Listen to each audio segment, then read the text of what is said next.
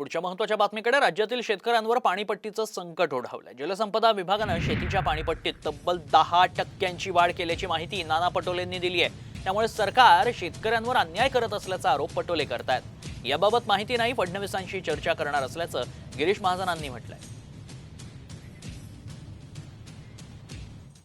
यांनी नुसतं नागरिकांच्या पाणीपट्टीमध्ये वाढ केली असं नाही, यांनी बागायतदार शेतकऱ्यांसाठी पुन्हा त्यांच्या पाण्याचा रेट त्यांनी 10% वाढवला आणि कोरडवाहू शेतकरी जो आहे त्याला 7% त्यांचं पाणीपट्टी कर वाढवलेला आहे। राज्याच्या जलसंपदा विभागाने शेतीसाठी लागणाऱ्या पाणीपट्टीचे दर हे 10 पटीने वाढवले आहेत। त्यामुळे आता पुन्हा एकदा बागायतदार शेतकरी जो आहे तो अडचणीत सापडला। 10 पट वगैरे वाढवल्याची बातमी मला माहीत नाही, की तशी माहिती माझ्याकडे नाही आहे। असं असेल तर मी मान्य देवेंद्रशी नक्की बोलेल की यामागचं कारण काय नाही।